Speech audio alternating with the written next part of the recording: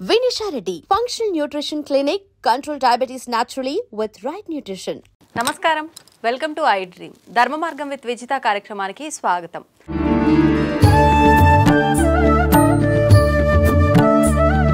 ప్రస్తుత సమాజంలో మనిషికి ఓర్పు అనేది ఎంత అవసరం? పెద్దవాళ్ళు చెప్తూ ఉంటారు, మనిషికి ఓర్పు సహనం అనేది ఖచ్చితంగా ఉండాలి అని చెప్పి. మరి ఈ ఓర్పు ఉండాలి అని చెప్పేటప్పుడు మన ముందు అధర్మంగా ఏదైనా జరుగుతున్నప్పుడు, మనపైకి ఏదైనా వ్యతిరేకత వచ్చినప్పుడు అదే ఓర్పుతో ఉండాలా, ఎదురు తిరిగి మనం దాడి చేయాలా? ఇలాంటి మంచి మంచి విషయాలు ఇప్పుడు ప్రభుజీతో మాట్లాడి తెలుసుకుందాం. ప్రస్తుతం మనతో పాటు ఉన్నారు ఇస్కాన్ టెంపుల్ నుంచి ప్రణవానంద గారు. ఇప్పుడు వారితో మాట్లాడి మరిన్ని విషయాలు క్లియర్గా అడిగి తెలుసుకుందాం. హరే కృష్ణ ప్రభుజీ. హరే కృష్ణ మాతాజీ. ప్రభుజీ, ప్రతి ఒక్కరు కూడా కృష్ణుని ఆరాధించే వాళ్ళు తన దగ్గర నుంచి ఏదో ఒకటి ఆశిస్తూనే ఆరాధిస్తుంటారు అని అనిపిస్తుంది చూసే వరకు. నిజంగా ఆయన నుంచి ఏమీ ఆశించకుండా ఆరాధించే వాళ్ళు కూడా ఉన్నారా ప్రభుజీ? ఏదో ఒకటి ఆశిస్తూ ఉంటారు అని మనకు అనిపిస్తుందండి. ఎందుకో తెలుసా? ఎందుకంటే మన నిజమైన భక్తి అంటే మనకు తెలియదు కాబట్టి. ఇంకో విషయం చెప్తాను. ప్రహ్లాదుడి దగ్గరికి నరసింహస్వామి ఆయన కోసమే ఒక అవతారాన్ని స్వీకరించారనమాట.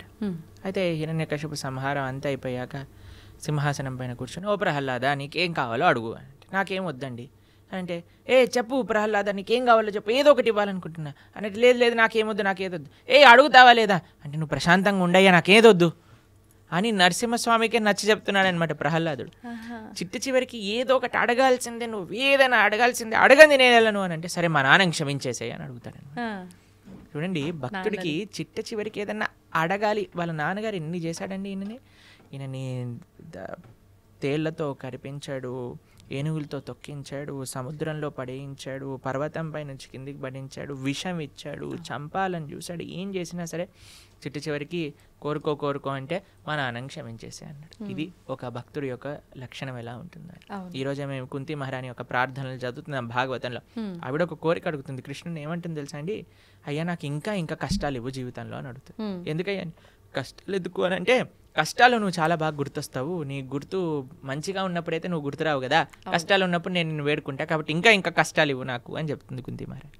ఇది నిజమైన భక్తి అని అంటే. కాబట్టి భగవంతుడి యొక్క భక్తి అని ఎప్పుడైతే ఉంటుందో, భక్తి ట్రాన్స్లేట్స్ టు ప్రేమ. నిజమైన ప్రేమలో అండి వేరే వాళ్ళ దగ్గర నుంచి మనం ఏం తీసుకోవాలి అని అనుకోం, మనం ఏమి ఇవ్వాలి అని ప్రయత్నం చేస్తాం. మా గురువుగారు ఒక విషయం చెప్తారు, love means service, love means sacrifice అని అంటారు. ప్రేమ అంటే త్యాగం, ప్రేమ అంటే సేవ. కాబట్టి ఎక్కడైతే ప్రేమ ఉంటుందో అక్కడ స్వపేక్ష ఉండదన్నమాట, నిరపేక్ష భావనతో ఉంటుంది. కాబట్టి భక్తి అని అంటే ఏమీ భగవంతుడి దగ్గర అడగాల్సిన అవసరం లేదండి. ఎందుకంటే ఒక తల్లికి పిల్లవాడికి ఏమేం కావాలో అన్నీ తెలుస్తుంది. అలానే మనకి పరమాత్మ తండ్రి, మన పరమాత్మ తల్లి అని అనుకున్నాం అనుకోండి, మనం ఏమీ కూడా ఆశించాల్సిన అవసరం లేదు. ఆ భావన పెంచుకోవటమే భక్తి అని అంటే. అంత సులభంగా ఎలా వస్తుంది ప్రభుజీ ఆ భావన? ఎప్పుడైతే మనం సాధన చేస్తామో, ఎప్పుడైతే భక్తుల యొక్క సాంగత్యంలో ఉంటామో. ఎందుకంటే అండి, ఎలాంటి వాళ్ళ యొక్క సాంగత్యంలో ఉంటామో అలాంటి ఆలోచనలే మనకు వస్తాయి. ఎలాంటి వ్యక్తుల యొక్క మనస్తత్వం దగ్గర ఉంటాం. మీకు ఒక విషయం తెలుసా అండి? సైకాలజీ చెప్తుంది, you are average of the 5 persons you regularly associate with. ఏమంటుంది? మన మనస్తత్వం అట మన 5 ఫ్రెండ్స్ లేదా మన 5 కాన్స్టెంట్గా అసోసియేట్ చేసే వ్యక్తుల యొక్క యావరేజే మన మనస్తత్వం అవుతుంది. కాబట్టి ఎవరైతే భగవంతుడికి నిరపేక్ష భావనతో భక్తి చేసే భక్తుల దగ్గర ఉన్నారనుకో, మనకు కూడా వస్తుంది. చూడండి, ఒక ఇనుముని అయస్కాంతం పైన బాగా రబ్ చేసి ఇనుము దగ్గర తీసుకెళ్ళామనుకోండి, వెంటనే అని లాగేస్తుంది. నిజంగా చెప్పాలంటే ఇనుముకి అయస్కాంతం శక్తి లేదు, కానీ అయస్కాంతం వల్ల ఉండటం వల్ల ఇనుముకి ఆ శక్తి వచ్చింది. కాబట్టి మీరు దుర్లభమే, చాలా కఠినమే, కానీ ఎప్పుడైతే అలాంటి వ్యక్తుల యొక్క సాంగత్యంలో ఉంటామో అది చాలా సులభం అవుతుంది. అందుకే లోకే సజ్జన సంగతి రేఖ భవతి భవార్ణవ తరణే నౌక అని అంటారు. అది ముఖ్యం ప్రభుజీ. అంటే ఈ జనరేషన్ వాళ్ళు చాలామంది ఆధ్యాత్మికత, ఈ స్పిరిచువల్గా వెళ్ళడం ఇవన్నీ ఒక మూఢనమ్మకం అని కొట్టిపారేసే వాళ్ళు కూడా చాలామంది ఉన్నారు. అసలు నిజంగా మూఢనమ్మకం అంటే ఏంటి? భక్తికి దానికి సంబంధం ఏంటి అసలు? మీకు ఒక విషయం చెప్తానండి, భక్తి మూఢనమ్మకం కాదు. ఇప్పుడు చూడండి, ఒక వ్యక్తి ఒక రిటర్న్స్ రావాలి, ఒక ప్రాఫిట్ రావాలి అని అనుకుంటాడు. అప్పుడు ఏం చేస్తాడండి? ఆయన ఒక ఇన్వెస్ట్మెంట్ చేసి దాంట్లో నుంచి ప్రాఫిట్ కావాలి అని అనుకుంటే పద్ధతి ఉంటుంది. ఏ ఇన్వెస్ట్మెంట్ చేయకుండా నాకు ప్రాఫిట్ కావాలి అనుకుంటే ఎలా చెప్పండి. ఒక వ్యక్తి అట జీవితాంతం భగవంతుడికి ప్రార్థన చేశాడట, నాకు లాటరీ కావాలి, లాస్ట్కి చనిపోయాడట. భగవంతుడి దగ్గరికి వెళ్ళాడట, ఒరే ఎలాంటి భగవంతుడు నువ్వు జీవితాంతం ప్రార్థన చేశాను లాటరీ కావాలని లాటరీ ఇవ్వలేదంటే భగవంతుడు అన్నారట, అయ్యా నేను కూడా ఇవ్వడానికి వెయిట్ చేస్తున్నా, కానీ కనీసం నువ్వు లాటరీ టికెట్ కొంటే కదా నేను ఇచ్చేది అని అన్నారు. కాబట్టి నాకు లాటరీ కావాలి కనీసం లాటరీ టికెట్ కొనయ్యా నువ్వు. కాబట్టి కనీసం నువ్వు నమ్మకం పెట్టి స్వామి పైన ఆయన రెసిప్రొకేట్ చేస్తాను, నేనేం చేయను, నాకు భగవంతుడు కావాలి, ఇదంతా మూఢనమ్మకం. అవజానంతి మా మూఢ అని అన్నాడు కృష్ణుడు భగవద్గీతలో. మూర్ఖులు నన్ను తెలుసుకోలేరు అని. చాలా సులభం అండి భగవంతుని తెలుసుకోవటం అంటే, చాలా సులభం. ఈ ప్రకృతిని మనం పరిశీలన చేసిన మన భగవంతుడి యొక్క ఉనికి ప్రతి అణువులో ఉన్నది. ఎవరికి తెలుస్తుంది? ఎవరైతే వినయంతో ఉంటారో వాళ్ళకి తెలుస్తుంది. విద్య వినయేన శోభతే. విద్య వినయాన్ని ఇవ్వాలి, అంతేకాని మూర్ఖత్వాన్ని పెంచకూడదు మనిషి లోపల. ఇప్పుడు చూడండి, మీకు మన శ్రీహరికోటలో మన శాటిలైట్ సెంటర్ ఉంది తెలుసు కదా. వాళ్ళు ఏ శాటిలైట్ లాంచ్ చేసే ముందైనా వెంకటేశ్వర స్వామి దర్శనం చేసుకుంటారు.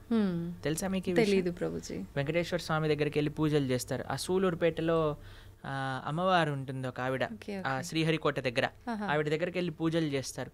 దాని తర్వాత శాటిలైట్ ని లాంచ్ చేస్తారు. అంత పెద్ద సైంటిస్టులు కూడా భగవంతుడా నా ప్రయత్నం నేను చేశాను, నీ దయ కూడా ఉంచనివ్వు. మనకి భక్తిలో ఇదే ముఖ్యం అండి. ఇప్పుడు మనం కార్తీక మాసంలో మాట్లాడుకుంటున్నాం. కార్తీక మాసంలో దామోదరుడు యొక్క వ్రతం అంటారు, కార్తీక దామోదర వ్రతం అంటారు. దామోదర్ని కృష్ణుడిని కట్టేటప్పుడు యశోదమ్మ 2 అంగుళాలు తక్కువ పడేది, మళ్ళీ ఇంకా తాడు తెచ్చేది, 2 అంగుళాలు తక్కువ వచ్చేది. ఇంట్లో గోశాలలో ఉండే తాడంతా తీసి కట్టడానికి ప్రయత్నం చేసింది, అయినా సరే 2 అంగుళాలు చివరికి ప్రార్థన చేసింది, కృష్ణ ఇంత ప్రయత్నిస్తున్నానరా నేను అని. అమ్మ అలసిపోవటం చూసి కృష్ణుడు కట్టబడ్డాడు. ఆ 2 అంగుళాలు ఏంటి తక్కువ అంటే మన ప్రయత్నం, భగవంతుడి యొక్క కృప. 2 ఉండాలి భగవంతుని పొందాలి అని అంటే. మన ప్రయత్నం, స్వామి యొక్క కృప. కాబట్టి ఎప్పుడైతే నువ్వు నీ శ్రద్ధ పెట్టు, ఫస్ట్ కొద్దిగా ఇన్వెస్ట్మెంట్ చేయి, దాని తర్వాత భగవంతుడు లేదు నేను మూర్ఖంగా చేస్తాను అని అంటే నీ ఇష్టం, ఎవరి కర్మ వాళ్ళకే బాధ్యత లేదండి. కాబట్టి మూఢనమ్మకానికి భక్తికి సంబంధం లేదండి. భక్తి is very scientific, very logical, very emotional, very spiritual process అన్నమాట.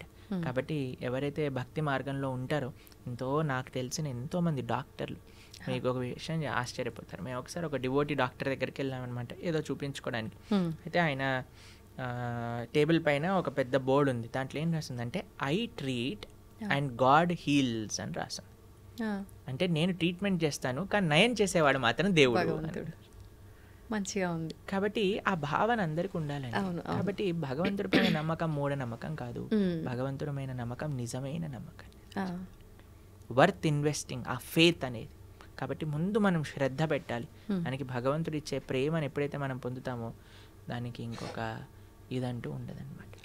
ఒకసారి ఒక డాక్టర్ చెప్పాడు, ఒక ఆయన హైసీలోకి తీసుకెళ్తుంటే కృష్ణ రామ గోవింద రక్షించు తండ్రి అన్నట్టు, నేను ట్రీట్మెంట్ చేస్తుంటే దేవుడికి ఎందుకు ప్రార్థన చేస్తున్నాను, నువ్వు కాపాడేది నేను అని అంటే ఆయన అన్నాడట, అయ్యా నీ హాస్పిటల్లో చనిపోతారా జనాలు అంటే చాలా మంది చంపేస్తున్నావు కదా నువ్వు అన్నాడు. నేను చంపట్లేదు, నేను జస్ట్ బతికిస్తాను. బతికించినప్పుడు చంపేవాడివి కదా నువ్వే, 2 రెస్పాన్సిబిలిటీ తీసుకోను. లేదన్న నోరు మూసుకొని వెళ్ళు, మా కృష్ణుడు కాపాడుతాడు. మారే కృష్ణ రాకే కృష్ణ మారేకే. భగవంతుడు బతికించాలి అంటే బతుకుతాడు, భగవంతుడు తీసుకెళ్ళాలి అనుకుంటే ఆయన పిల్లలు తీసుకెళ్తాడు అని అన్నారు. అప్పుడు డాక్టర్ కొద్దిగా వినయం వచ్చిందనమాట. కాబట్టి మనం ఎప్పుడైనా వినయంతో ఉండాలి. శ్రద్ధావాన్ లభతే జ్ఞానం. శ్రద్ధ పెట్టు, నీకు జ్ఞానం వస్తుంది, భగవంతుడు ఎవరు ఏంటి అనే విషయాలన్నీ తెలుస్తాయి. ప్రభుజీ, ఆధ్యాత్మిక చైతన్యం అంటే ఏంటి? భక్తి ఆధ్యాత్మిక చైతన్యం 2 ఒకటేనా? భక్తికి సంబంధించిన జ్ఞానం ఏదైతే ఉందో దాన్ని ఆధ్యాత్మిక చైతన్యము అని అంటారు. ఎప్పుడైతే మనం భగవంతుడి గురించి వింటామో, అందుకే చాలా మంది అండి పూజలకి చాలా ఇంట్రెస్ట్ చూపిస్తారు, వ్రతాలు నోములు చేయాలంటే చాలా ఎంతూజియాస్టిక్ గా ఉంటారు. అదే నువ్వు వచ్చి భాగవతం వినరా నాయన అంటే ఎవరు రాడనమాట, గీత చదువురా బాబు అంటే ఎవరు రాడనమాట. ఎందుకు అని అంటే మనకి ఒక స్టెప్స్ ఆఫ్ డివోషనల్ సర్వీస్ ఉంటాయి. 9 భక్తి మార్గములు అని అంటారు, మీరు వినే ఉంటారు కదా. మన ఛానల్లో ఒక ప్రవచనం ఉన్నది 9 భక్తి మార్గాలపైన. అందులో ప్రహ్లాదుడు వాళ్ళ నాన్నగారికి చెప్పినప్పుడు, ప్రహ్లాద హాస్టల్లో ఏం చదువుకున్నావు అని అంటే ప్రహ్లాదుడు అన్నాడు, చదివించి నను గురువులు చదివి తిని సకల శాస్త్రములు చదువులలో మరొమమెల్ల చదివి తిని తండ్రి అని ప్రహ్లాదుడు అన్నాడు అనమాట. అయ్యా నన్ను గురువులు చదివించారు, నేను సకల శాస్త్రములు చదువుకున్నాను, ఆ చదువులలో మర్మం అంటే ఎసెన్స్ ఆఫ్ స్క్రిప్చర్స్ నేను నేర్చుకున్నాను అంటే చాలా ఆనందపడతాడండి హిరణ్యకశిపు. అంటాడు ఏంటి అసారాంశమో చెప్పు ప్రహ్లాద అని అంటే, శ్రవణం కీర్తనం విష్ణు స్మరణం పాదసేవనం అర్చనం వందనం దాస్యం సఖ్యం ఆత్మనివేదనం. ఆయన అంటాడు శ్రవణం కీర్తనం విష్ణో స్మరణం పాదసేవనం. శ్రవణం అంటే ఫస్ట్ స్టెప్ ఆధ్యాత్మిక భక్తి మార్గం లేదన్నా ఉంటే భగవంతుడి గురించి వినటం, ఇది గుర్తుపెట్టుకో. శ్రవణం, దాని తర్వాత కీర్తనం అంటే భగవంతుడి యొక్క నామ జపం చేయటం. ఇప్పుడు మేము వచ్చేటప్పుడు భగవన్ నామ జపం చేసుకుంటే ఈరోజు ఏకాదశి కదా, 64 మాలలు చేస్తామని అందరం భగవన్ నామ స్మరణ చేస్తూ ఉండాలి. ఫస్ట్ ఎందుకు నేను జపం చేస్తున్నా, ఎందుకంటే జపం చేయటం భగవంతుని తెలుసుకోవటానికి అత్యంత ముఖ్యమైన మార్గము అని మనం విన్నాం కాబట్టి జపం చేస్తాం. శ్రవణం కీర్తనం విష్ణోహో స్మరణం, ఏదైతే మనం విన్నామో దాని గురించి స్మరణ చేస్తూ ఉండాలి. మనమేమో మాయాపూర్లో మా గురువుగారు యాత్ర అయిందనమాట. మా గురువుగారు ప్రవచనాలు చెప్పిన విషయాలు ఆలోచిస్తూ ఒకరోజు రాత్రి 2-3 గంటలు నాకు నిద్ర పట్టలేదనమాట. అదే విషయాలు మనసులోకి వస్తున్నాయి. ఆ గురువుగారు ఏం చెప్పారు, ఈ విషయాలు ఎంత బాగా చెప్పారు అనే విషయం స్మరించటం అనేది చాలా ముఖ్యం. శ్రవణం కీర్తనం విష్ణు స్మరణం పాదసేవనం అర్చనం, దాని తర్వాత అర్చనం వస్తుంది, దాని తర్వాత పూజ వస్తుంది. ఎప్పుడైతే మనం శ్రవణం కీర్తనం స్మరణం ఇవి చేస్తామో అప్పుడు మనం చేసే ఆరాధన ప్రేమతో భక్తితో భగవంతుడికి సమర్పణ చేయవచ్చు. కానీ మన వాళ్ళు ఏంటి, ఈ 3 స్టెప్పులు తీసేసి డైరెక్ట్ పూజ, డైరెక్ట్ వ్రతం అందులోకి వెళ్ళిపోతారనమాట. కానీ ఫస్ట్ వినాల్సింది భగవంతుడి గురించి, ఫస్ట్ చేయాల్సింది భగవన్నామ స్మరణ. దాని తర్వాత భగవంతుడు ఏం చెప్పారు, మన గురువులు ఏం చెప్పారు, భక్తులు ఏం చెప్పారని స్మరించుకోవటం. దాని తర్వాత మనం మెల్లమెల్లగా ప్రభుజీ చాలామంది అంటారు, అంటే కొంతమంది ఎలా అంటే ఇప్పుడు మీరు చెప్పినట్టుగా వినటము మాట్లాడటము ఇవన్నీ ఇష్టపడకుండా డైరెక్ట్ పూజ, డైలీ పొద్దున్నే పూజ చేసామా మళ్ళీ మన పనికి మనం వెళ్ళామా అలా ఉంటారు. కొంతమంది ఏమో అసలు పూజలు జోలికే వెళ్ళరు, భగవంతుడు నా మనసులో ఉన్నాడు, నేను మనసులో తలుచుకుంటే సరిపోతుంది అంటారు. నిజంగా ఎలా చేసినా భగవంతుని అనుగ్రహం పొందొచ్చా? మళ్ళీ దామోదర మాసం అన్నాం కదా, దామోదర లీల గురించి ఒక చిన్న విషయం చెప్తాను. యశోదమ్మ ప్రతిరోజు ప్రొద్దున లేవంగానే పెరుగుతో కవ్వం పెట్టి చిలుకుతుంది అన్నాం. ఎందుకంటే గోపికల యొక్క పని వెన్న తయారు చేయటం, పాలు నెయ్యి పెరుగు వెన్న, ఇదే వాళ్ళ పని. రోజు వెన్న చిలుకుతూ ఉంటుంది. ప్రొద్దున లేచి ప్రతిరోజు అందరు గోపికలు అదే పని చేసేవాళ్ళు. ఏం చేసేవాళ్ళు తెలుసా అండి, కేవలం వెన్న చిలికేవాళ్ళు కాదు, నోటితో కృష్ణుడి గురించి పాడుతూ ఉండేవారు అనమాట. హే కృష్ణ హే గోపాలక హే కృపాజననిదే హే సింధు కన్యాపతే హే కంసాంతక హే గజేంద్ర కరుణా పారీన హే మాధవ అని భగవంతుడి గురించి పాడుతూ భగవంతుని స్మరిస్తూ ఉండేవారు. అరే కృష్ణుడు ఇంత చిన్న పిల్లవాడైనప్పుడు పూతని సంహరించాడు, దాని తర్వాత తృణావర్తిని సంహరించాడు, అరే బ్రహ్మాండములన్నీ కూడా నోట్లో చూపించారు, ఏంటి కృష్ణుడి యొక్క మాయ, అలా స్మరిస్తూ వాళ్ళు చేసే పని చేస్తుండేవారు. కానీ మనసు మాత్రం కృష్ణుడి పైన ఉండేది, నోటి ద్వారా భగవంతుడి యొక్క నామస్మరణ. కాబట్టి మన డ్యూటీ మనం చేయాలి, మన రెస్పాన్సిబిలిటీస్ మనం చేయాలి. కానీ ఎలా చేయాలి, భగవంతుడి కోసం చేయాలి, భగవంతుడిని స్మరిస్తూ చేయాలి, భగవన్ నామం చెప్తూ చేయాలి. అది ఓకే ప్రభుజీ, ఎలాగూ కార్తీక మాసం కదా, ప్రతి ఒక్కరు కూడా అసలు ఎప్పుడు పూజ చేయని వాళ్ళు కూడా ఈ మాసంలో ఆధ్యాత్మికంగా చాలా దగ్గరగా ఉంటారు. ఆలయాలకు వెళ్ళటం కానీ, ఇంట్లో నిత్య దీపారాధనలు కానీ. ప్రత్యేకించి కృష్ణుని ఆరాధించే వాళ్ళు ఏ రకంగా ఆరాధిస్తే ఆయన అనుగ్రహం? కార్తీక మాసంలో దామోదరుడి యొక్క ఆరాధన చాలా విశేషం. కార్తీక మాసం వ్రతాన్ని ఊర్జ వ్రతము అని అంటారు. అంటే మన లోపల తేజస్సుని, శక్తిని, ఆనందాన్ని పెంచే వ్రతం అనమాట. ఎందుకంటే ఇది సాక్షాత్తుగా రాధారాణి యొక్క స్వరూపము అని మా సాంప్రదాయంలో బృందావన కృష్ణ భక్తి మార్గంలో చెప్తూ ఉంటారనమాట. ఎందుకు అని అంటే మీరు చూడండి, ఎప్పుడు కృష్ణుడి పక్కనే రాధారాణి ఉంటుంది. మనం చెప్పటం కూడా రాధే కృష్ణ అని అంటాం, సీతారామ అని అంటాం, లక్ష్మీనారాయణ అంటాం. రాధే కృష్ణ అని అన్నప్పుడు రాధా కృష్ణ. కృష్ణుడు భగవద్గీతలో ఒక విషయం చెప్తారు, మాసాన మార్గశీర్షోహం అని అంటారనమాట. మాసములలో నేను మార్గశీర్ష మాసాన్ని అని అంటాడు. మార్గశీర్ష అంటే డిసెంబర్, డిసెంబర్లో వచ్చే ధనుర్మాసం అని అంటారు చూడండి, అది మార్గశీర్ష మాసం. మార్గశీర్షం ముందు వచ్చేది కార్తీకం. కృష్ణుడు మార్గశీర్షం అయితే రాధారాణి కార్తీకం అనమాట. కాబట్టి కృత్తిక అనేది రాధారాణి యొక్క పేరు అనమాట. కాబట్టి కార్తీక మాసంలో చాలా విశేషం. బృందావనంలో అయితే మీరు అడుగు వేయడానికి కూడా ప్లేస్ ఉండదు. బృందావనం ఊరు బయట వెహికల్స్ అన్ని ఆపేస్తారు, అంత రష్ ఉంటుంది. ఎందుకంటే బృందావనంలో పరిక్రమ, బృందావనంలో దామోదరు యొక్క నేతి దీప సమర్పణ, దామోదర అష్టక పారాయణ, బ్రహ్మముహూర్తంలో లేవటం, స్నానాది కార్యములు ఆచరించడం, ఇవన్నీ చాలా విశేషం అనమాట. ప్రభుజీ, ప్రతి ఒక్కరికి కూడా ఓర్పు అనేది ఉండాలి, సహనం ఉండాలి, ప్రతిదానికి ఆవేశపడకూడదు, ఎదుటివారు ఏదైనా అన్నప్పుడు మనం ఆలోచించి మాట్లాడాలి అని చెప్తూ ఉంటారు పెద్దవాళ్ళు. అసలు ఓర్పు సహనం గురించి భగవద్గీతలో ఏం చెప్పబడి ఉంది? చాలా చాలా విషయాలు భగవద్గీతలో ఓర్పు సహనం గురించి చెప్పారు. అయ్యా, ఏదైనా సరే సమంగా చూడు. అది నష్టమైనా సరే, లాభమైనా సరే, మంచి అయినా సరే, చెడైనా సరే, మానమైనా సరే, అపమానమైనా సరే, తథా మాన అపమానయోహో సమదృష్టి కలిగిన వాడే నిజమైన ధీరుడు, ముని అని చెప్తూ ఉన్నాడనమాట కృష్ణుడు భగవద్గీతలో. ఎందుకంటే అండి, మనకి సమత్వం చాలా అవసరం. కంట్రోలింగ్ ద ఎమోషన్స్ అనేది చాలా అవసరం. మీకు ఒక విషయం చెప్తాను, చాలా ఈజీ కాదండి, చెప్పినంత ఈజీ కాదు. దానికి మన లైఫ్ స్టైల్ చేంజ్ చేసుకోవాలి. మనం ఎప్పుడైతే రాజసీకమైన వ్యక్తులతో, వస్తువులతో, ఆహారంతో మనం అసోసియేట్ అవుతామో అప్పుడు అది మనం ఎమోషన్స్ని కంట్రోల్ చేసుకోలేమన్నమాట. ఎప్పుడైతే మనం సాత్వికంగా ఉంటామో, ధార్మికంగా ఉంటామో, మీకు ఎగ్జాంపుల్ చెప్పానో లేదో నాకు తెలీదు. ఒకసారి మేము ఒక స్టూడియో నుంచి వస్తున్నప్పుడు ఒక వ్యక్తి మాతో పాటు నడుస్తూ వస్తున్నప్పుడు ఒక ఆయన పరిగెత్తుకుంటూ ఫాస్ట్గా నడిచేసరికి ఈ వ్యక్తిని భుజాలపైన ఇలా డాష్ అయిందనమాట. కింద పడిపోయాడు. కింద పడిపోయి లేసాడనమాట. లేసేసి నా దగ్గరికి వచ్చి, ప్రభుజీ నేను, అప్పుడు ఆయన మాల వేసుకున్నాడు. అయితే ఆయన చెప్పాడు, ప్రభుజీ నేను మాత్రం మాల వేసుకొని ఉంటే వీడు ముక్కు పలిగేది అని అన్నాడు అనమాట. అయితే అన్న, చాలా మంచివాడు అయ్యా, నువ్వు సంవత్సరం పాటు మాల వేసుకొని ఉండు, ఎంతమంది ముక్కులు రక్షింపబడతాయి నువ్వు మాలలో. ఎందుకంటే ఆయన ఏమనుకున్నాడు, అరే నేను ఇప్పుడు మాల వేసుకున్నా, బొట్టు పెట్టుకున్నా, ఇలాంటి వస్త్రాలు వేసుకున్నా, కాబట్టి నేను అనవసరంగా కోపం తెచ్చుకోకూడదు అనే ఒక భావన మనసు లోపల ఉంది. అదే మాల లేకపోయింటే వాడు ముక్కు పలిగిపోయేది.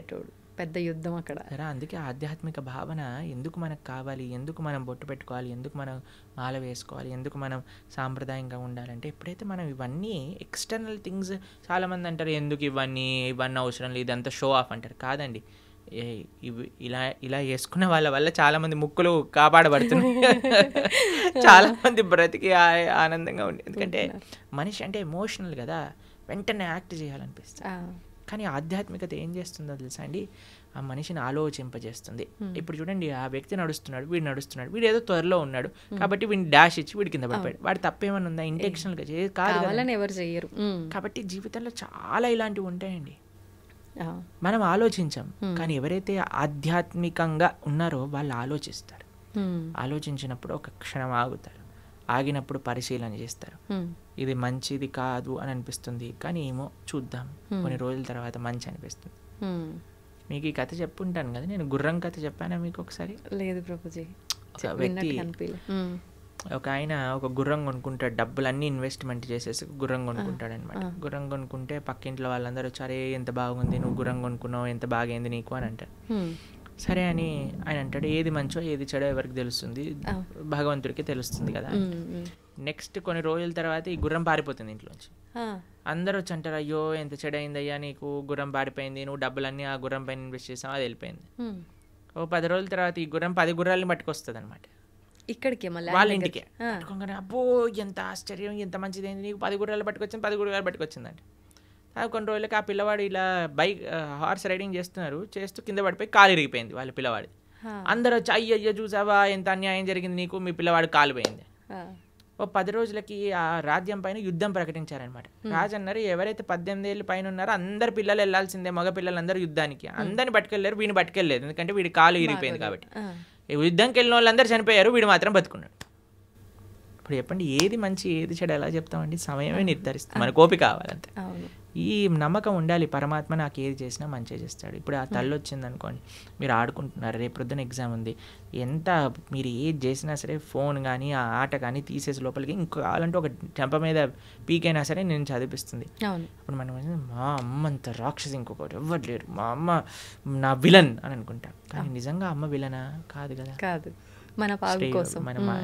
అది ఎప్పుడు తెలుస్తుంది? నువ్వు పెద్దగా అయ్యాక తెలుస్తుంది. నీకు ఈ సమయంలో అది చెడు అనిపిస్తుందేమో, అది ఆ వస్తువు తప్పు కాదు, ఆ వ్యక్తి తప్పు కాదు, ఆ సిచ్యువేషన్ తప్పు కాదు, నీ పరిమితి, నీ మెచ్యూరిటీ లేదు. నువ్వు పెరుగు, అప్పుడు నీకు తెలుస్తుంది ఏది మంచిది. పరమాత్మ ఎవరికీ చెడు చేయరు, ఇది గుర్తుపెట్టుకో. ప్రభుజీ ఇందాక మీరు చెప్పినట్టుగా అతను మాల్లో ఉన్నాడు కాబట్టి బతికిపోయాడు అని అంటే నిజంగా అంటే మనం ఒక దీక్షలో ఉన్నన్ని రోజు పర్మనెంట్ మాల వేసుకున్నాం కానీ ఎప్పుడు ఆలోచించవచ్చు, అరే స్వామి నీకు ఇది నచ్చుతుందా, నేను మాట్లాడే మాట నచ్చుతుందా, నేను చేసే పని నచ్చుతుందా, నేను జాగ్రత్తగా మాట్లాడాలి. అందుకే ఆధ్యాత్మిక భావన అనేది స్పిరిచువాలిటీ ఏం చేస్తుంది అడిగితే ఇదే చేస్తుందండి, మనిషిని మారుస్తుంది తప్పకుండా. నేను దీన్ని 100కి 1,00,00,000 రెట్లు గ్యారంటీతో చెప్పగలను.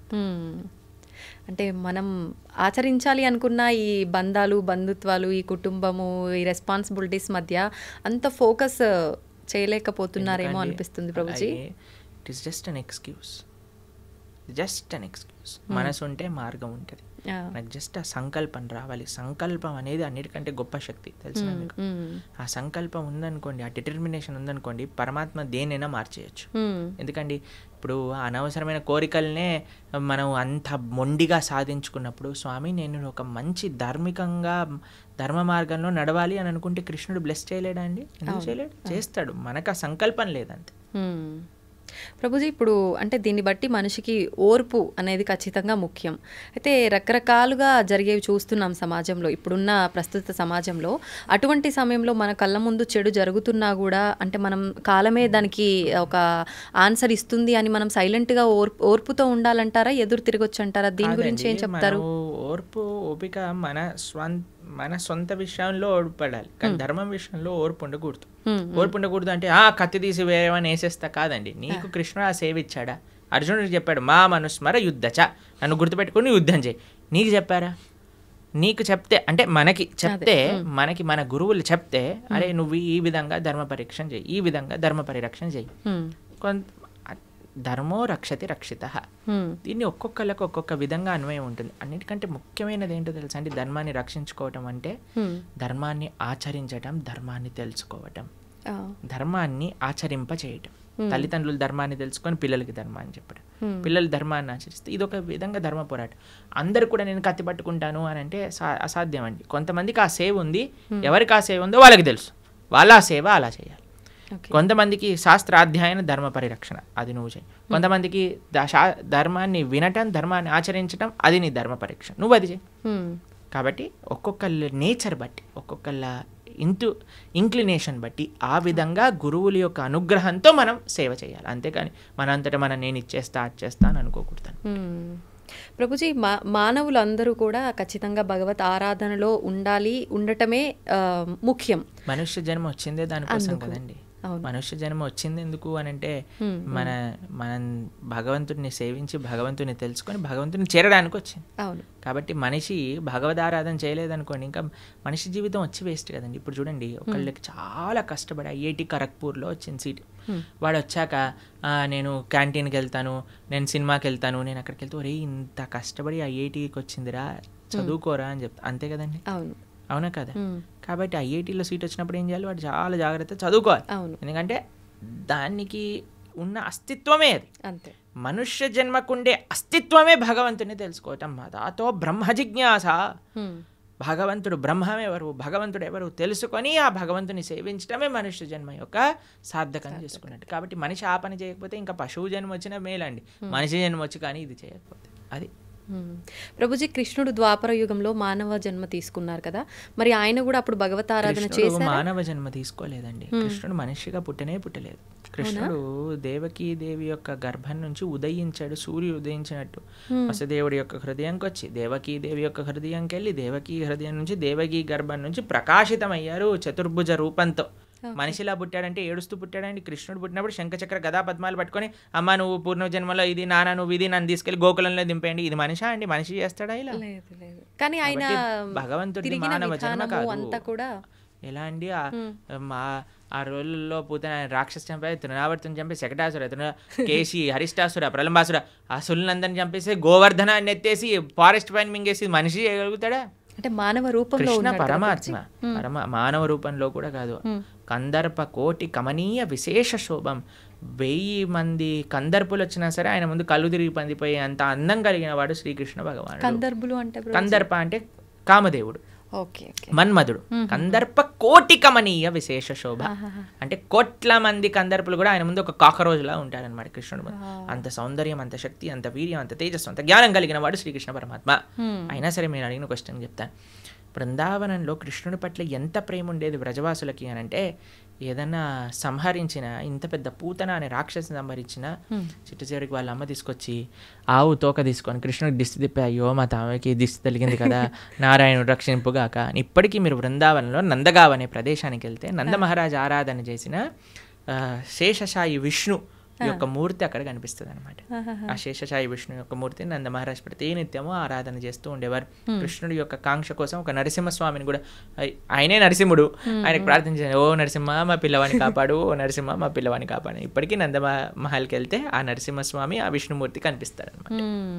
ప్రభుజీ, కృష్ణుడు లీలల విషయానికి వస్తే రకరకాల లీలలు అంటే ఆయన ఒక పర్పస్ మీద అక్కడ జన్మ తీసుకున్నా, అక్కడ ఉన్నా కూడా ఈ లీలలన్నీ ఎందుకు అంటే మనకి ఏం తెలియజేయడం కోసం చూపించారు? కోసం ఈ లీలలు చేసింది. ఆయనకి పాపం ఆయన చాలా పనులున్నా అన్న వదిలిపెట్టేసుకొని ఇక్కడికి వచ్చాడు. ఎందుకోసము అని అంటే, ఇప్పుడు చూడండి మన పరమాత్మకి ఎంత, చాలామంది అడుగుతారు, ఏంటి మీ దేవుడికి ఇన్ని లీలలేంటి, అవతారాలేంటి, మా దేవుడు మాత్రం ఎక్కడో పైన స్వర్గానికి అక్కడ ఉంటాడు, అక్కడ నుంచి అన్ని చూసుకుంటాడు. ఇప్పుడు చూడండి ఒక వ్యక్తి ఉన్నారు, ఆయన ఇప్పుడు మీకే చెప్తానండి. మనము ఒక సుడిగుండంలో ఒక వ్యక్తి పోతున్నాడు అనుకోండి, కాపాడండి కాపాడండి కాపాడండి అని నడుస్తాం. కానీ మనం వెళ్తామా, వదిలేయండి, ఏదైనా తాడుందా అని ఎత్తుకుతాం. తాడేస్తాను అనుకోండి, తాడేస్తే నేను సేఫ్గా ఉండాలి, వాడు సేఫ్గా ఉండాలి, ఎందుకంటే వాడికి మనకి పెద్ద సంబంధం లేదు కాబట్టి ఏం పర్వాలేదు. ఇప్పుడు మేము మాయాపూర్లో ఉన్నాం అనమాట. మాయాపూర్ నుంచి వస్తున్నాం కోల్కతా, అక్కడ నుంచి ఇక్కడికి వచ్చాం. అయితే అక్కడ ఒక ఆయన చెప్తున్నారు, ఒక డివోటీ వాళ్ళ మాయాపూర్లో గంగా నది ఫ్లడ్స్ వచ్చినప్పుడు ఏమైందట అంటే, బోట్ పదం, భగవద్గీత ఇవన్నీ ఉన్నాయి, ఇవన్నీ వింటూ ఉండండి, జపా క్లాసులు ఏవైతే ఉన్నాయో వాటికి వస్తూ ఉండండి. మంచి వ్యక్తుల యొక్క సాంగత్యంలో ఈజీ అయిపోతుంది మంచిగా భక్తి మార్గంలో ముందుకు నడవడానికి. అందుకే లోకే సజ్జన సంగతి రేఖ భవతి భవార్ణవ తరణేన ఒక మంచి వాళ్ళ సాంగత్యమే మనల్ని ఈజీ చేసేస్తుంది. మన సంకల్పం ఉండటం ఒకటి, కానీ ఆ సంకల్పరీత్యా మనము వాటిని మంచి వాళ్ళ యొక్క సాంగత్యంలో యూజ్ చేసుకోవటం అనేది ఇంకా ఇంపార్టెంట్. ప్రభుజీ, కృష్ణుడి దగ్గర లేని మాయలు లీలలు ఏదీ లేదు. అయితే గాంధారి శాపం నుంచి నందవంశాన్ని ఎందుకు కాపాడలేకపోయారు? అసలు గాంధారి శాపం కృష్ణుడి పైన ఏం పంచేలేదు, తెలుసా మీకు ఆ విషయం? అవునా? గాంధారి శాపం వల్ల కృష్ణుడికి ఏం అవ్వలేదు. చూడండి, సూర్యుడి పైన నేను ఒక దీపావళి రాకెట్ ఇడిచి పెడతానన్నాను అనుకోండి, సూర్యుడికి ఏమైనా నష్టం అవుతుందండి? దీపావళి రాకెట్కి సూర్యుడిని ఏమైనా చేయగలుగుతుందా? ఒక వ్యక్తి, ఒక చిన్న పిల్లవాడు అనుకున్నాడు, ఇప్పుడు చూడు ఈ రాకెట్ని సూర్యుడి పైన వేస్తున్నా నేను, జుమ్ అని వేసాడు అనుకో, అది వెళ్ళి ఢామ్ అని అంటుంది, చూసావా సూర్యుడికి అయింది చూసావా అని. అది వాడి మూర్ఖత్వం. అంతే అంతే. కృష్ణ పరమాత్మ ఆయన లీలలు అవజానంతి మామూఢ మానుషం తనుమాశ్రిత పరంభావమజానంతో.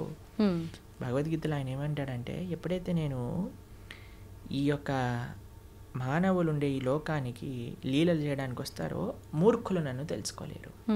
అవజానంతి మామూఢ మానుషం తనుమాశ్రిత పరంభావమజానంతో, నా యొక్క పరతత్వాన్ని తెలుసుకోలేరు. ఎందుకంటే అనిపిస్తుంది కదా, అరే కృష్ణుడు ఇక్కడే మనతో పాటు మన లాగానే నడుస్తున్నారు, అది ఇదే. కాబట్టి గాంధారి పెట్టిన శాపం వల్ల కృష్ణుడు అవతార స్వీకారం నుంచి అవతార పరిసమాప్తి చేసేంతవరకు ఏమేం చేయాలో ఆయనకు క్రిస్టల్ క్లియర్ స్కెచ్ చేసుకొని వచ్చారనమాట. ఇప్పుడు చూడండి, మీకు ఒక ఉదాహరణ చెప్తాను. నేను స్కూల్కి వెళ్ళాలని బయటకు వచ్చాను, షూస్ వేసుకున్నా, అన్నీ వేసుకొని బయటికి వెళ్ళాను, బస్సు కోసం వెయిట్ చేస్తున్నా. అంతలోపల పక్కింటి వాళ్ళు కూడా వాళ్ళు బైక్లో వెళ్తారండి స్కూల్కి, వాళ్ళు వెళ్తున్నారు, నిన్ను కూడా దింపేస్తాను అన్నాను అనుకోండి, సరే ఎలా ఉన్నా బస్సు రావడం టైం ఉంది కదా, వీళ్ళు ఎలా వెళ్తున్నారు కదా ఎక్కేసి మనం వెళ్ళిపోయాం. ఇప్పుడు ఆ వ్యక్తి దింపేశాక, ఈరోజు నేనే స్కూల్కి తీసుకొచ్చాను లేకపోతే వాడు రాకపోతుండే అన్నాడు అనుకోండి, ఏమన్నా ఉందా? ఆల్రెడీ స్కూల్కి తయారయ్యాడు, బస్సు కోసం వెయిట్ చేస్తున్నాడు, బస్సు వచ్చే లోపల వెయిట్ చేస్తున్నారు కదా, ఈయన ఎలా వెళ్తున్నాడు కదా అని వెళ్ళాడు, అంతే కదండి. అలానే పరమాత్మ ఈ విధంగా అవతార పరిసమాప్తి జరుగుతుంది, ఈ విధంగా యదువంశం పరలోకానికి వెళ్ళిపోతుంది అని అన్ని ప్లాన్ ఉంది. గాంధారి నువ్వు నశించుగాక, సరేలే ఎలాగనో ప్లాన్లో ఉంది కదా, ఈవిని కూడా స్వీకరిద్దాం, ఈ మాటలు కూడా స్వీకరిద్దాం అని పరమాత్మ స్వీకరించాను. అంతేగాని గాంధారి శాపం వల్లే అయింది, సూర్యుడికి పైన రాకెట్ వేసినట్టు ఓకే. అది మన మూర్ఖత్వమే అవుతుంది. Okay, okay. ప్రభుజీ, శ్రీకృష్ణ తులాభారం గురించి తెలుసు కదా. అయితే తులాభారంలో తులసికి చాలా ప్రాముఖ్యత ఉంటుంది. మరి మన నిత్య జీవితంలో మన మనుషులకి తులసి ప్రాధాన్యత ఏంటి ప్రభుజీ? వృందాయే తులసీ దేవ్యాయే ప్రియాయే కేశవస్య చ విష్ణుభక్తి ప్రదే దేవి సత్యవద్దై నమో నమః. శ్రీకృష్ణ ప్రేయసి, శ్రీకృష్ణుడికి అత్యంత గొప్ప భక్తురాలు తులసి మహారాణి. మనము చాలా జాగ్రత్తగా తులసి మహారాణి యొక్క ఆరాధన చేయాలి. చాలామంది అనుకుంటారు స్త్రీలు ఒక్కళ్ళే ఆరాధన చేయాలి. కాదండి, ప్రతి ఒక్కళ్ళు, పురుషుడైనా స్త్రీ అయినా పిల్లవాడైనా పెద్దవాడైనా వృద్ధుడైనా అందరూ తులసి మహారాణికి ప్రదక్షిణ చేయాలి. 4 ప్రదక్షిణలు చేయాలి. నీళ్లు ప్రతిరోజు సమర్పణ చేయాలి. మా ఆలయాల్లో ప్రతిరోజు ప్రొద్దున సాయంత్రం తులసి ఆరాధన జరుగుతుంది. మీరు చూడండి, ఇస్కాన్ టెంపుల్కి వచ్చి ఆ పూజ ఏదైతే భగవంతుడు ఉండే గర్భగృహంలో ఉంటారో అక్కడ తులసీదేవి కూడా ఉంటుంది. తులసీదేవికి వస్త్రాలు వేసి తులసీదేవిని ఆశీర్వదిస్తారు. విగ్రహ రూపంలో కాదు, తులసి కోటకే వస్త్రాలు సమర్పణ చేసి అక్కడ పెడతారనమాట. ఎందుకంటే ఆవిడ సాక్షాత్తుగా కృష్ణుడి యొక్క పరమ భక్తురాలు కాబట్టి. అందుకే కృష్ణుడికి పెట్టే నైవేద్యము, ఏ అభిషేక ద్రవ్యం, నీరు, దేన్నైనా సరే తులసి వేయకుండా సమర్పణ చేయొద్దు భగవంతుడికి. తులసి పెడితేనే స్వామి స్వీకరిస్తారు. తులసి పెట్టిన నైవేద్యం భగవంతుడు స్వీకరించారు, భక్తులు కూడా అలాంటి నైవేద్యాన్ని స్వీకరించారనమాట. కాబట్టి విష్ణు తత్వానికి ఎక్కడైనా సరే నైవేద్యం పెట్టామంటే తులసి పెట్టి మాత్రమే చేయాలి. కాబట్టి తులసి ఆరాధన ముఖ్యంగా కార్తీక మాసంలో ప్రతి నిత్యం కూడా మనం 3 సార్లు నీళ్లు వేసి 4 సార్లు ప్రదక్షిణ చేయాలి. తులసి మహారాణికి దీపం పెట్టాలి తులసి దగ్గర. తప్పనిసరిగా ప్రతి ఒక్కరు చేయాల్సిన పని. ప్రభుజీ, తులసిలో కూడా 2-3 రకాల తులసులు ఏదైనా పర్వాలేదు. ఓకే. అయితే ముఖ్యమైన పర్వదినాల్లో తప్ప సాయంకాలం సమయంలో దీపారాధన చేయకూడదు తులసి దగ్గర అని చెప్పి అంటుంటారు. ప్రతిరోజు చేయాలి, ప్రొద్దున రాత్రి భగవంతుడి ఆలయంలో, భగవంతుడి యొక్క పూజా మందిరంలో తులసి మహారాణి దగ్గర ప్రొద్దున రాత్రి నిత్యము ప్రతిరోజు చేయాలి దీపారాధన. ఓకే. ప్రభుజీ, కృష్ణుడి విషయానికి వస్తే గోపికలతో రాసలీలలు ఆడుతుంటాడు బృందావనంలో అని చెప్పి అంటుంటారు. అయితే దాన్ని తప్పుగా కూడా భావించకూడదు అని అంటుంటారు. మరి కామక్రీడకు రాస క్రీడకు తేడా ఏంటి? అసలు అది కామక్రీడ అని భావించొద్దంటారా? అసలు రాసలీల అంటే ఏంటి, అసలు కామం అంటే ఏంటి, ఇవన్నీ తెలుసుకోవాలి ఫస్ట్. ఇప్పుడు చూడండి, కృష్ణుడు రాసలీల చేసినప్పుడు ఆయన వయసు ఎంతో తెలుసా అండి? 6 సంవత్సరాలు. చిన్నపిల్లడు. 6 సంవత్సరాల పిల్లలు అమ్మాయిలు అబ్బాయిలు అందరూ కలిసి ఆడుకుంటున్నారు అనుకోండి, మీరు ఏమంటారు? ఏ దూరం జరుగు, అమ్మాయి దగ్గర ఆడద్దు అని అంటారా మీరు ఎప్పుడైనా? లేదు. మీరు ఎప్పుడైనా అలా చేశారా మీ పిల్లలతో? ఎప్పుడైనా అందరు చిన్న పిల్లలు అందరూ కలిసి ఆడుకుంటున్నారు అనుకోండి, ఎప్పుడైనా డిఫరెన్షియేషన్ చూస్తామని? 6-7 సంవత్సరాల వయసు ఉన్న పిల్లవాడండి రాసక్రీడ జరిగినప్పుడు, తెలిసినా మీకు? ఇంకో విషయం చెప్తాను. గోపికలు అంటే ఎవరు? గోపికలు అంటే స్త్రీ, కృష్ణుడు అంటే పురుషుడు కాదండి. కృష్ణుడు యొక్క శక్తియే గోపిక. కృష్ణుడి యొక్క హ్లాదిని శక్తి యొక్క స్వరూపములే గోపికలన్నీ కూడా, శ్రీమతి రాధారాణి కూడా. కృష్ణుడే సాక్షాత్ ఒక పిల్లవాడు. ఇప్పుడు నేను అద్దంలో చూసుకుంటానండి, అద్దంలో చూసుకుంటూ నేను ఇలా అనుకోండి, అద్దం పైన ప్రభుజీ ఎంత ధైర్యం, మా ప్రభుజీని కొడతావా అని అంటారా మీరు? అదే నీ ఇష్టం, ఇక నీ అద్దం నీ రిఫ్లెక్షన్ ఏదైనా చేసుకో, నువ్వు ఎంత ముద్దు వస్తున్నావా, నువ్వు రాసి ఒకటైనా పెట్టు, ఏదైనా చేసుకో, అది నువ్వు నీ రిఫ్లెక్షన్, అంతే కదండి. అంతే. కృష్ణుడు ఏ తత్వమో గోపికలది అదే తత్వం. ఆయన యొక్క హ్లాదిని శక్తి స్వరూపములే గోపికలు, దాంట్లో వేరేది ఏ విషయం కాదండి. ఇప్పుడు రాస నృత్యం అంటే ఏంటి అనుకుంటున్నాడు? అదొక నృత్యం, ఆనంద స్వరూపం. అది ఒక స్త్రీ పురుషుని మధ్యలో జరిగే, మీరు అంటున్నారు కదా, ఏదో భౌతికమైన సంబంధం కాదండి. అది సాక్షాత్తుగా ఒక జీవాత్మ పరమాత్మ కలిసినప్పుడు పొందే ఆనందాన్ని రాసలీల అని అంటారు. రాసలీల శుకదేవుడికి అన్నిటికంటే ఫేవరెట్ పాస్ టైం భాగవతంలో. శుకదేవుడు ఎవరో తెలుసా అండి? శుక మహర్షి. ఆయన పుడుతూనే తల్లి గర్భం నుంచి నడుచుకుంటూ వెళ్ళిపోయాడు. ఎలాంటి వైరాగ్యం కలిగిన వాడు అని అంటే, ఆయన స్త్రీలు స్నానం చేస్తున్న సరస్సు పక్క నుంచి వెళ్తే స్త్రీలందరూ బిందాస్గా స్నానం చేస్తున్నారనమాట, వస్త్రాలు కూడా కప్పుకోలేదు. వ్యాసుల వారు అడుగుతారు, అయ్యా ఏంటి మీరు అని అంటే, ఆయనకండి స్త్రీ పురుష భేదమే లేదు, ఆయన అంతా ఆత్మజ్ఞాన తత్వంలో రమించేవాడు, కాబట్టి మాకు ఆయన డిఫరెన్సియేషనే తెలియలేదు. ఎందుకంటే స్త్రీకి చాలా తొందరగా పురుషుడి దగ్గర ఏదైనా చెడు భావన ఉంటే కనిపట్టేయచ్చండి. కానీ ఆ స్త్రీలు అంత వైరాగ్యం కలిగిన శుక మహర్షి ఏంటో తెలుసా అండి? ఆవు పాలు పితికినంత సమయం కంటే ఎక్కువ ఒక ప్రదేశంలో ఉండలేరు, అంత వైరాగ్యం కలిగిన వ్యక్తి. ఆయనకి ఫేవరెట్ లీల రాసలీల. అంటే అంత వైరాగ్యం కలిగిన వ్యక్తి ఒక భౌతికమైన గర్ల్ ఫ్రెండ్ బాయ్ ఫ్రెండ్ విషయాలు మాట్లాడతారా అండి? అది కూడా ఎవరి ముందు? పరీక్షిత్ నరేంద్రుని ముందు. వేలాది మంది ఋషులు, యోగులు, మునులు కూర్చొని శ్రవణం చేస్తున్న ఒక సభలో. కాబట్టి మనం రాసలి భగవంతుడి యొక్క తత్వాన్ని కమెంట్ చేయటం కంటే ముందు అసలు ఏంటి ఆ తత్వము అని చదువుకోవాలి. అందుకే మీ అందరికీ నేను చెప్పేది ఏంటంటే భాగవతం వినండి, భాగవతం చదవండి. మన ఛానల్లో ప్రణవానంద దాస్ అనే ఛానల్లో 47 లెక్చర్లు శ్రీమద్ భాగవతం, కేవలం 47 గంటలు మీరు ఇస్తే కృష్ణుడి యొక్క పరిపూర్ణ తత్వం అనేది మనం అర్థమవుతుంది. అది మాత్రం మిస్ చేయకుండా చూడండి. కృష్ణతత్వం గురించి, మన సనాతన ధర్మం గురించి మొత్తం అర్థమవుతుంది. ఫస్ట్ నుంచి లాస్ట్ వరకు వినండి, మొత్తం క్లారిఫై అవుతుంది. ప్రభుజీ, వైరాగ్యం అన్నారు కదా, చాలామంది వాళ్ళ లైఫ్లో కూడా అన్ని కష్టాల నుంచి తట్టుకోలేక ఇబ్బందులు పడి దాని నుంచి బయటికి రాలేక వైరాగ్యం చెందుతుంటారు. ఇంకా లైఫ్ వద్దు, ఎందుకు ఈ ఫ్యామిలీ లైఫ్, రకరకాలుగా. అలాంటి వైరాగ్యం నుంచి కొంతమంది డివోషనల్గా ఎక్కువ కనెక్ట్ అవుతుంటారు భగవంతుడికి. నిజంగా అది వైరాగ్యం వల్ల వచ్చిన భక్తి నిజమైన భక్తి అంటే? ఈరోజే ఒకళ్ళు చెప్తున్నారు, ప్రభుజీ ఈ కష్టం వచ్చి ఉంటే నేను భక్తి మార్గంలోకి రాకపోయి ఉండేదాన్ని అని అంటున్నారు అనమాట. కాబట్టి కొన్నిసార్లు కష్టాలు కూడా మనం భగవంతుడి వైపు పంపిస్తూ ఉంటాయి. ఆనందం కూడా తీసుకెళ్తూ ఉంటుంది, కష్టం కూడా. ఏదైతే మనం భగవంతుడి వైపు తీసుకెళ్తుందో అది నిజమైన. మరి భక్తికి వైరాగ్యం అవసరమా అంటే అవసరం, కానీ వైరాగ్యమే భక్తి కాదు. ఇప్పుడు మన ఈ స్టూడియోకి రావాలి అంటే ఆ డోర్ ఓపెన్ చేయాలి. వైరాగ్యం అనేది డోర్ లాంటిది, అందులోపల నుంచి ప్రవేశిస్తే భక్తి మార్గం లోపలికి రాగలుగుతాం అనమాట. కాబట్టి వైరాగ్యం కావాలి. వైరాగ్య విద్య, నిజభక్తి యోగ, శ్రీ చైతన్య మహాప్రభు యొక్క ఉపదేశములలో వైరాగ్యము అంటే ఏదో ఫల్గు వైరాగ్యము కాదండి. నిజమైన వైరాగ్యం మనకు కావాలి. యుక్త వైరాగ్యము అని అంటారు. ఫల్గు వైరాగ్యము అని అంటే ఇప్పుడు చూడండి, శ్మశాన వైరాగ్యము అని అంటారు, ప్రసమ వైరాగ్యము అని. ఇదంటే ఎలా అంటే ఇప్పుడు చూడండి, శ్మశానంలో ఎవరైనా కాలిపోతున్నారనుకో, మనది కూడా అదే గతి కదా. ఇంటికి వచ్చాక ఏం చేసావు అంటే ఇడ్లీ వద్దు, నాకు పెసరట్టు కావాలి. ఏం వైరాగ్యం అండి? పోయేవాడికి ఇడ్లీ తిన్నా సాంబార్ తిన్నా ఒకటే కదండి. రెండోది ఏమనుకుంటుందట అంటే ఎవరైనా ప్రసవ వేదన ఊ అని అరుస్తున్నప్పుడు, అమ్మో నేను మాత్రం పిల్లల్ని కానీ ఇంత నొప్పి నేను భరించలేను.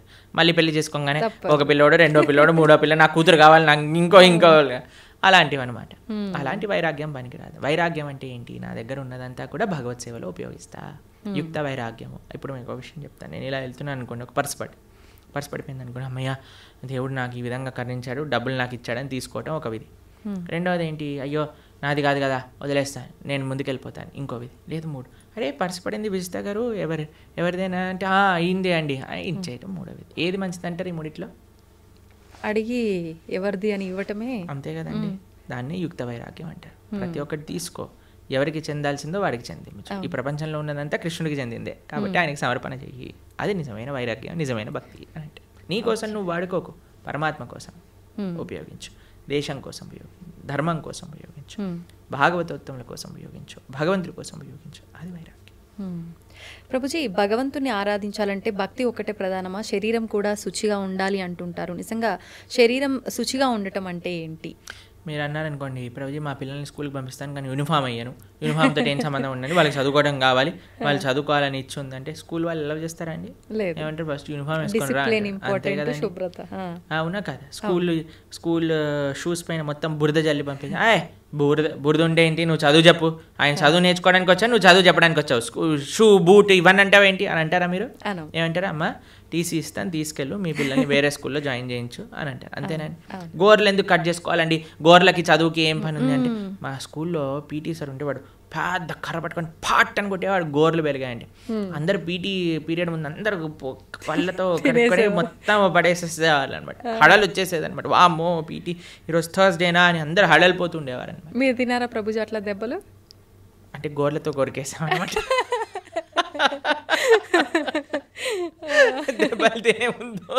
ఓకే, తెలివైన మూవ్ అనమాట అక్కడ. అయితే భక్తికి చాలా మంది అడుగుతారు, ఈ శుచి ఏంటి, స్నానం చేయటం ఏంటి, ఇదంతా మూర్ఖత్వం, వీళ్ళంతా చాదస్తం, పైత్యం అని అంటూ ఉంటారు. కాదండి, మీకు భక్తి హృదయంలో ఉండాలి అని అంటే దాన్ని ఎక్స్టర్నల్గా కొన్ని రూల్స్ అండ్ రెగ్యులేషన్స్ పాటించాలి. శుచి, స్నానం, ప్రొద్దున లేవంగానే స్నానం చేయటం, మనం కాలకృత్యాలు తీర్చుకున్నాక స్నానం చేయటం, మడితో ఉండటం, అక్కడిక్కడ ముట్టుకోకుండా మంచిగా ప్రేమతో భగవంతుడికి నివేదన చేయటం, ఇవన్నీ కూడా ఆధ్యాత్మిక మార్గంలో మనకి మంచి వైపు నడిపిస్తూ ఉంటుంది అనమాట. కాబట్టి శుచి శుభ్రత అనేది చాలా ఇంపార్టెంట్ అండి. ఇప్పుడు చూడండి ఈ రూమ్ అంతా నీట్గా ఉంది కాబట్టి ప్రశాంతంగా మనం మాట్లాడుకోగలుగుతాం. కెమెరామ్యాన్లు వాళ్ళు పనిచేస్తున్నారు, మనం ఇక్కడ ఇంకా మొత్తం చిందర బిందర పేపర్లు ఇక్కడ పడిపోయి ఆ లైట్లన్నీ కింద కూసిపోయి మొత్తం గోలగోలు ఉందనుకోండి, మనకి చెప్పాలి మాట్లాడాలి ఫస్ట్ ఈ రూమ్ క్లీన్ చేయండి తర్వాత చేస్తామంట, అంతే కదండి. అంతే. ఏంటండి మేము ఇంటర్వ్యూ చేయడానికి వచ్చాం, ఇంటర్వ్యూ చేయండి ఇవన్నీ ఎందుకు అని అన్నారు అనుకోండి, బాగుంటుంది కదా అది. కాబట్టి శుచి శుభ్రత డైరెక్ట్గా మనసుకి కనెక్షన్. ఇప్పుడు చూడండి ఇంటికి వచ్చారనుకోండి, ఇంట్లో అన్ని నీట్గా ఉండి చక్కగా సాంబ్రాణి మా ఇంటికి వచ్చినప్పుడు బ్రహ్మాల ఆరాధన చేశాక సాంబ్రాణి పొగ వేస్తారనమాట. అప్పుడు ఆ ఆధ్యాత్మిక గుడికి వచ్చిన వాతావరణంలో లాగా ఉంటుందన్నమాట. అంతేగాని అన్ని చిందర బందర వేసి అందరు ఇలా పడిపోయి కూర్చున్నారు అనుకోండి, అప్పో ఎందుకు వచ్చాను రా బాబు, ఎక్కడికైనా వెళ్ళిపోతే బాగుండు అనిపిస్తుంది. కాబట్టి మనకి మనసుకి బాహ్యమైన శుచి శుభ్రత వీటికి కనెక్షన్ ఉంది. కాబట్టి దాన్ని జాగ్రత్తగా తెలుసుకొని మనం శుచి శుభ్రత పాటించాలి. మన ఛానల్లోనే సదాచారము అనే ఒక కోర్స్ మనం చేసామన్నమాట. ప్రణవానంద దాస్ ఛానల్లోనే సదాచారం గురించి చెప్పాం. అసలు వంట ఎలా చేయాలి, అసలు మనం శుభ్రత ఎలా మెయింటైన్ చేయాలి, స్నానం ఎలా చేయాలి, అన్ని విషయాలు అందులో ఉన్నాయి. 7 లెక్చర్లు ఉంటాయి, మొత్తం శుచి శుభ్రత గురించి తెలుసుకోవచ్చు అనమాట. అది కూడా వినండి, చాలా మంచి పనికొస్తుంది. ఓకే ప్రభుజీ, చాలామంది కాదు ప్రతి ఒక్కరు కూడా అసలు ఏది శాశ్వతం కాదు అని అందరూ చెప్తుంటారు. అయితే అది తెలిసి కూడా మనం అన్నిటిపైన వ్యామోహం పెంచుకోవడము, ఈ బంధాలు బంధుత్వాలు వీటన్నిటిపైనే ఫోకస్ చేస్తూ ఉంటాం. ఎంతసేపు కూడా లగ్జరీ లైఫ్కి అలవాటు పడిపోతుంటాము. అసలు ఏంటి, నేను ఎందుకున్నాను, ఎందుకు వచ్చాను, అసలు ఎందుకు జీవించున్నాను, నేను అసలు ఏం చెయ్యాలి అనేది ఎలా అర్థమవుతుంది? ఈ ప్రశ్నలకు సమాధానం. ఇప్పుడు 2 ఎక్స్ట్రీమ్స్లో ఉంటారండి. ఒకటి టూ అటాచ్డ్ లేదా టూ డిటాచ్డ్. భక్తి అలా కాదు. భక్తి అండర్స్టాండ్ యువర్ పొజిషన్. నువ్వు భగవంతుడి యొక్క దాసుడు, ఇవన్నీ కూడా భగవంతుడు ఇచ్చినవి. కాబట్టి ఇప్పుడు చూడండి, మీకు ఇంతకుముందు చెప్పాను అనుకుంటా, మాకు ఏదన్నా వస్తువు కానీ ఏదన్నా మేము యూజ్ చేసాం అనుకోండి, ఫస్ట్ దానిపైన ఐసీఓ ప్రణవానంద దాస అని రాస్తాం మేము. ఐసీఓ అంటే ఇన్ కేర్ ఆఫ్, అంటే ఇది నాది కాదు, నాకు కృష్ణుడు ఇచ్చింది, నేను దీని కేర్ టేకర్ని మాత్రమే. ఈ భావన ఉండాలి. నీ కొడుకు పైన, భార్య పైన, భర్త పైన, ఇల్లు పైన, గాడి పైన, చుట్టాల పైన, వస్తువుల పైన, అన్నిటికీ ఇదే భావన. ఇది పరమాత్మ భగవంతుడు నాకు ఇచ్చాడు, దీన్ని నేను జాగ్రత్తగా చూసుకుంటా. కానీ ఎవరిచ్చారు? భగవంతుడు. నా ప్రేమ భగవంతుడి పైన. భగవంతుడు ఇచ్చిన వస్తువు. ఇప్పుడు నేను మీకు ఒక గిఫ్ట్ ఇచ్చాను అనుకోండి, ఎంత బాగా పెట్టుకుంటారే, ప్రభుజీ ఇచ్చారు ఈ గిఫ్ట్ని, జాగ్రత్తగా పెట్టుకోవాలి అని అనిపిస్తుంది. ఎందుకు? గిఫ్ట్ పైన ప్రేమ లేదా ఒక వ్యక్తి పైన గౌరవమా? ఇప్పుడు మీకు చాలా ప్రేమతో మీ తమ్ముడు కానీ, అన్నయ్య కానీ, చెల్లి కానీ, అక్క కానీ ఒక గిఫ్ట్ ఇచ్చారనుకోండి, ఐఫోన్ ఇచ్చారు. ఐఫోన్ నాకు చాలా ఇష్టం. ఎందుకు నీకు ఐఫోన్ ఇష్టము అని అంటే, అయ్యో మా తమ్ముడు, అక్క, చెల్లి, అన్న ఎవరో ఒకరు నాకు ఈ గిఫ్ట్ ఇచ్చారు కాబట్టి. అన్నకి యాక్సిడెంట్ అయింది, పోతే పోనీ ఐఫోన్ ఉంది కదా, ఐఫోన్ చూసుకుంటానన్నారు అనుకోండి. అరే నీకు అన్న ముఖ్యమా, ఐఫోన్ ముఖ్యమా? నాకు ఐఫోన్ ముఖ్యం అని అంటే నిజంగా అన్న పైన ప్రేమ అండి? లేదు. అన్న పైన ప్రేమ మీకు ఆ ఫోన్ పైన రిఫ్లెక్ట్ అవుతుంది. అన్న ఇచ్చాడు కాబట్టి నాకు ఇది ప్రేమ అని అనిపిస్తుంది. అట్లనే భగవంతుడు అయిన ప్రేమ ఎప్పుడైతే ఉంటుందో అన్ని సంబంధాలు బాగుంటాయి. ఎందుకంటే వీళ్ళందరినీ కూడా భగవంతుడితో కనెక్షన్తో చూస్తాం కాబట్టి. ఎప్పుడైతే భగవంతుడిని తీసేస్తామో జీవితంలో మన స్వార్థం, ఆవిడ అనుకుంటుంది ఆవిడ స్వార్థం, నేను అనుకుంటాను నా స్వార్థం, పిల్లలు అనుకుంటారు నా స్వార్థం, తల్లిదండ్రులు అనుకుంటారు నా స్వార్థం, అత్తమామలు అనుకుంటారు వాళ్ళ స్వార్థం. కానీ ఎప్పుడైతే కుటుంబం మొత్తం కలిసి భగవంతుడిని ఆశ్రయిస్తుందో అప్పుడు అందరూ కృష్ణుడికి ఏది మంచిది, కృష్ణుడు నేను ఏం చేస్తే నాతో ఆనందంగా ఉంటాడు అని ఆలోచించి ఆ విధంగా చేస్తాను. ఇదే భక్తి అంటే. అందుకే శ్రీల ప్రభుపాదుల వారికి వాళ్ళ గురువు గారు చెప్పారు, everything can come later. The most important necessity in this world is Krishna consciousness. భక్తి ప్రపంచంలో ఉంటే అన్ని రకాల సుఖములు, అన్ని రకాల స్వాంతనలు, అన్ని రకాల సౌఖ్యం చేకూరుతుంది. దాంట్లో ఎటువంటి డౌటే లేదు. ఇది ముఖ్యం. ప్రభుజీ, ఎక్కువగా ఇస్కాన్కి సంబంధించిన వాళ్ళు ఎవరైనా సరే కృష్ణుడి గురించే ఎక్కువగా మాట్లాడుతూ ఉంటారు. మరి కృష్ణుడి సోదరుడు బలరాముడి పాత్ర గురించి కానీ ఆయనకు సంబంధించిన విశేషాలు ఎందుకని తెలియదు? బలరాముడు ఎందుకండి, మేము ఎన్నోసార్లు బలరామ జయంతి పెద్ద ఉత్సవం మా ఆలయాల్లో తెలుసా మీకు? మా సాంప్రదాయంలో బలరాముడి ఉత్సవం కానీ, బలరాముడి యొక్క లీలలు చర్చించుకోవటం కానీ చాలా ముఖ్యంగా చేస్తాం. మీరు ఎప్పుడైనా మా బలరాముడి గురించి మాట్లాడిన వీడియోలు ఎన్నో ఉన్నాయి. కాబట్టి బలరాముడు గురువుకి సంకేతం. ఆయన యొక్క ఆయన యొక్క శక్తియే గురు పరంపర ద్వారా వస్తుంది, మన ఆచార్యుల వరకు వస్తుందన్నమాట. కాబట్టి మన గురువు చేసే శుశ్రూష, గురువు చెప్పే మాటలు సాక్షాత్తుగా బలరాముడు చెప్పే మాటలే అనమాట. కాబట్టి నిరంతరం వాటిని ఆరాధన చేస్తాం. బలరాముడికి ఆధ్యాత్మిక శక్తి ఇస్తాడనమాట. చాలా ముఖ్యం అది. ఓకే, నిజంగా చాలా మంచి విషయాలు తెలియజేశారు ప్రభుజీ. ముఖ్యంగా కార్తీక మాసము, దామోదర పూజ, ఎక్కువగా కృష్ణుని ఆరాధించే వాళ్ళు ఉంటారు. ప్రత్యేకించి ఈ మాసంలో ఎలా ఆరాధించాలి, ఏంటి అసలు ఈ సమాజంలో మనం భక్తి మార్గం వైపు ఎలా వెళ్ళాలి, ఇలాంటి మంచి విషయాలు తెలియజేసినందుకు ధన్యవాదాలు ప్రభుజీ. హరే కృష్ణ. ధన్యవాదాలు మాతాజీ.